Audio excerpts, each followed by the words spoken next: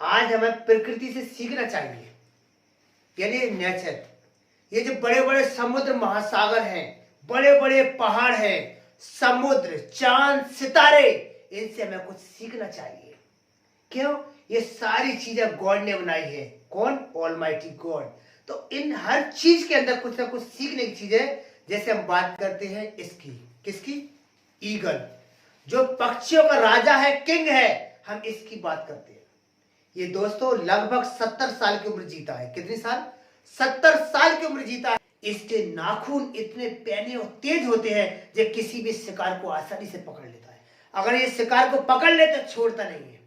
इसकी जो चोंच है इतनी स्ट्रॉन्ग, मजबूत होती है कि किसी भी शिकार का शिकार आसानी से कर लेती है। इसके पर इतने मजबूत होते हैं कि चाहे बारिश हो, तूफान हो, हर परिंदा अपने घरों के अंदर घुस जाता है बारिश के अंदर, और ये पूरे बारिश में आसमान को चीरता हुआ ऊपर होता है।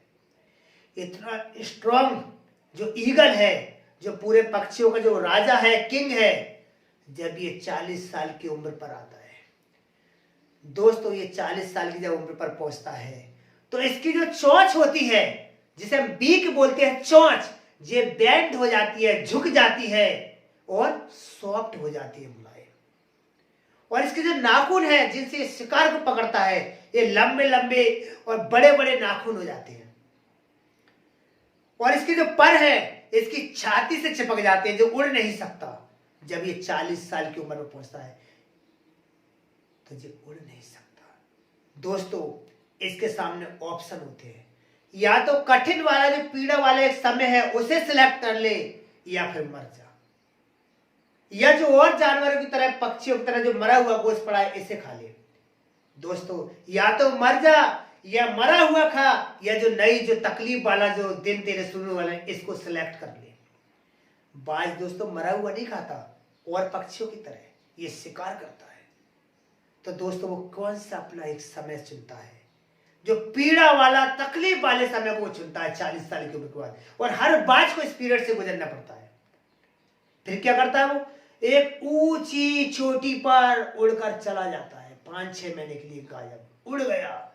दूर चट्टान पर जाके वहां बैठकर अपने सामने वाले पत्थर पर अपनी चोंच को पटकता है, पटकता है, पटकता है, जहां तक कि उसकी चोंच टूट जाती है, ब्लडिंग होता है, खून निकलता है। लेकिन वो क्या सोचता है कि इस प्रकृति के द्वारा मुझे दूसरी चोंच मिलेगी। इस उम्मीद पर वो अपनी चोंच को तोड़ता है, तकलीफ सहता है। दोस्तों, थोड़ा अगर हमारे लिए एक स्क्रैच भी आया ना, हमें कितनी तकलीफ होती है। और वो अपनी चोंच को दीवार में पटक रहा है, एक पत्थर पे दीवार पर अपनी चोंच को पटक पटक के तोड़ता है। इसी तरह अपने नाखूनों को रगड़ता है, उस चट्टानों पर नाखूनों को रगड़ रगड़ के तोड़ देता है। जब दोस्तों उसके कुछ महीने बाद उसकी चोंच एक ग्रो होती है, दूसरी नई निकल कर आती है, उसके नाखून ग्रो होते हैं, नए निकल कर आते हैं। फिर वो क्या करता है? उसी चोंच से पकड़ पकड़ कर अपने परों को तोड़ता है, जिससे वो उड़ नहीं सकता। क्यों?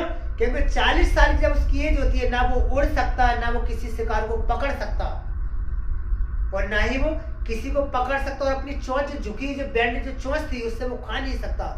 लेकिन इन सारी परेशानियों से जब वो गुजरता है तो वो कहां पहुंचता है? एक चोटी पर। और चोटी पर जाने के बाद अपनी चोंच को पटकता है, और अपनी जो झुकी हुई चोंच थी, जो मुलायम जो चोंच हो जाती है, उसे तोड़ता है, और अपने नाखूनों को तोड़ता है। और फिर उसी नाखून और जो चोंच उसके नए ग्रो होते हैं, उससे वो क्या करता है? अपने परों को तोड़ तोड़ कर फेंक देता है। लेकिन इतने स्ट्रगल करने के बाद 6 महीने बाद वही बाज एक उड़ता हुआ एक नए जोश के साथ सामने आता है। वही बाज एक स्ट्रॉन्ग उसकी चोंच हो जाती है, स्ट्रॉन्ग उसके नाखून हो जाते हैं, और नए पर निकल आते हैं। वो आसमान में दोबारा उड़ने लगता है। और वो फिर कितने साल और जीता है? 30 साल और जीता है दोस्तों। कब? जब उसने स्ट्रगल किया। तो same thing, we have to work hard. हमें भी मेहनत करना है। कुछ सालों की बात है, कुछ महीने की बात है। जो भी हमारा टारगेट है, डॉक्टर बनना है, इंजीनियर बनना है, या जिस फील्ड में प्लेयर बनना है, जो भी हमारा टारगेट है, बस कुछ महीने, कुछ साल हमें स्ट्रगल करना है। तो whatever we want we can get in our life. जो हम चाहते हैं वो हमें मिल जाएगा।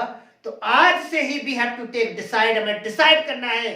और जो तुम चाहते हो बस लग जाओ, और कसम खुदा की जो चाहते हो वो तुम्हें मिलकर रहेगा। लेकिन condition work hard work hard work hard. दोस्तों मिलते हैं।